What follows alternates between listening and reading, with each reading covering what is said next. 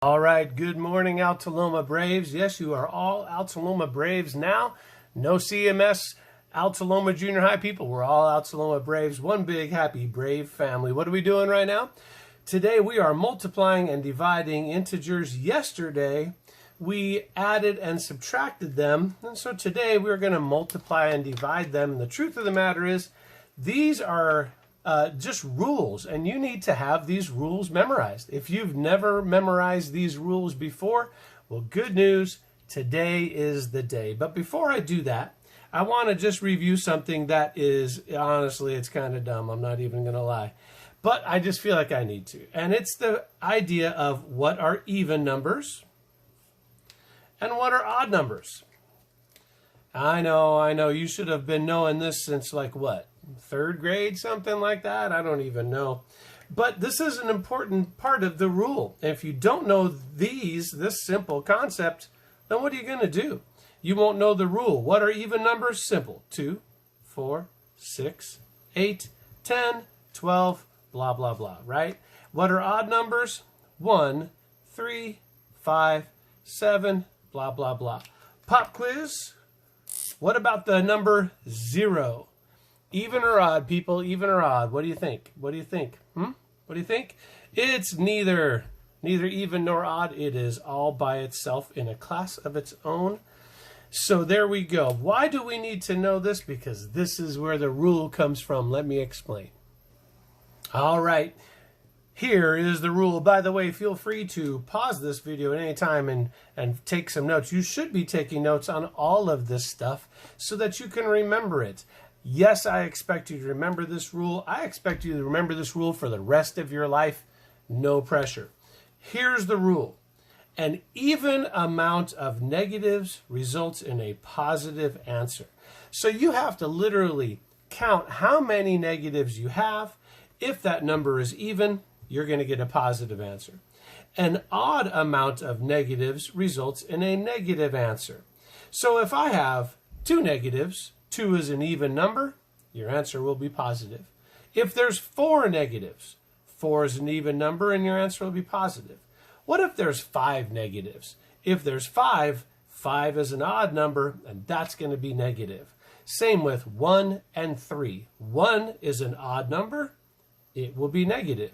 3 is an odd number, it will be negative. Let me show you some examples. Feel free to copy that down. Pause this and copy that down. Now let's do some examples. All right, let's start with this one right here.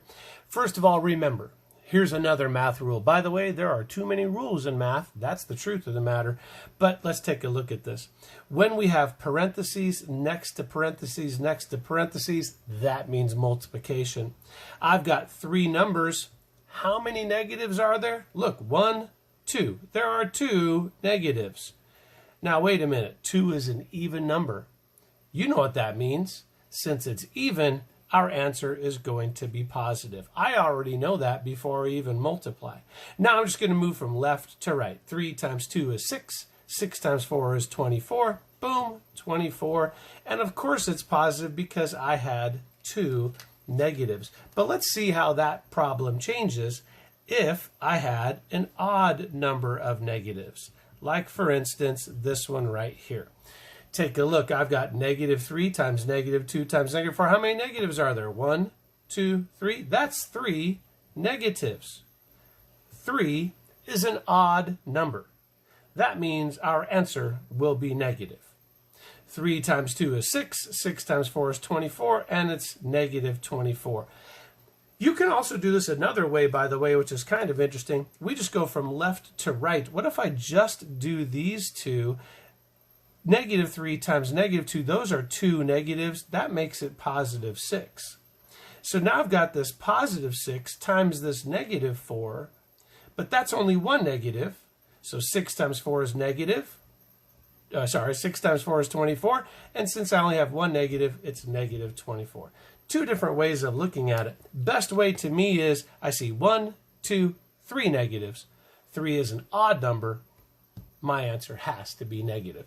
Listen, guys, this is as hard as it gets. But we have to know the rules.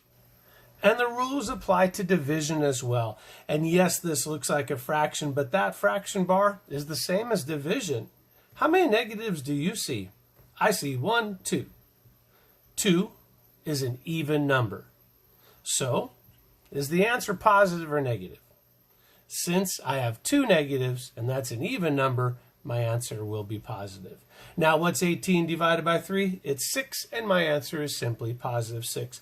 And notice, once I count the negatives, I already know what the sign is, and I just get to ignore them after that. But be aware, that is a division symbol, just like this one right here, number 4.